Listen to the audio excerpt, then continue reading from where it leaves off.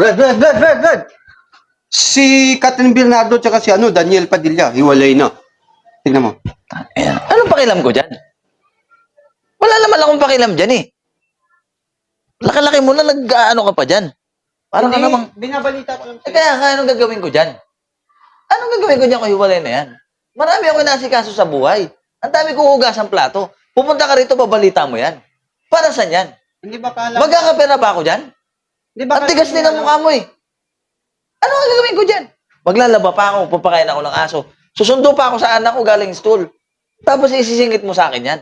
Hindi ba Ano ba sa buhay ko yan? Magkakako. Magkakapera ba ako dyan? Hindi naman ako marites na katulad mo eh. Hindi ikaw makisawsaw dyan. Magkakako kung what? Wala akong pakialam dyan. Baka hindi mo pa nabalitaan. Bakit? Artista ka ba? Hindi naman, nakikibalita. Pwede ka pala artista eh. Ba't ka nakikibalita dyan? Saka bakit mo sa akin babalita yan? Ako ba tatay niyan? Ano dyan? Hindi nga, Brad. Eh, ano nga gagawin ko dyan? Una-una, hindi naman bubuhayin yung pamilya ko niyan. Pag nakinig ba ako dyan, mahuhugasan nila tong plato? Ang dami kong huhugasan, oh. Ibalita mo yan sa mga chismosong katulad mo.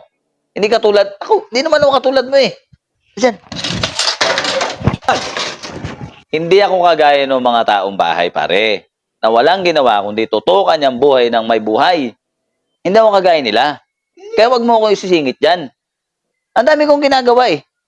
Bakit? Yung mga bayaran ko sa bahay, tubig, kuryente, pag pinanood ko yan, mga bayaran ba yan? Di ba hindi? Wala akong pakialam sa hiwalayan nila. Kahit sino pa maghiwalay yan, kahit presidente pa ng Pilipinas yan, wala akong pakialam. Okay? Kaya wag mo kausapin.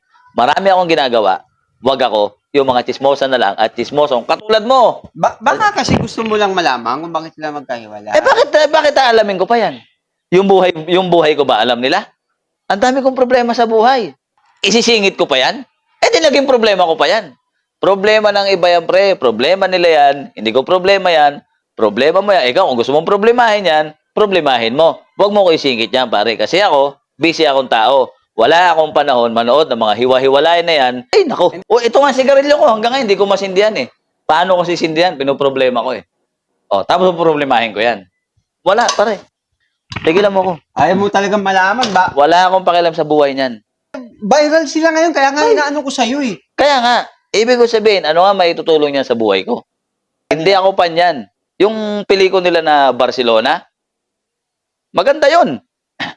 Yung pelikula nila na House of Us, pinanood ko rin yun, maganda naman. Pero hindi ako pan yan. Nalulungkot nga ako, ba't naghiwalay yung dalawang yan eh? Nakakasama ng damdamin. Kasi ang tagal na niyan dalawang yan eh. 11 years na yan eh. Oo nga daw, isang dekada na eh. Oh, 11 years na yan. Kaya, hindi ko rin matanggap masyado eh. Pero wala akong pakialam sa mga yan. Yung nanay nga niyan, si Carla Estrada, di ba? Oh. Ni Daniel Padilla. Tapos ang tatay niyan, si Romel Padilla. Oh. Ayaw kong makialam sa buhay ng mga yan eh. So Oh. hindi ka talaga nakasubaybay Eh, hindi, ba't ko susubaybayan? Eh, pamangkin nga ni Robin Padilla yan eh. Ah, Na kapatid ni Rostong Padilla.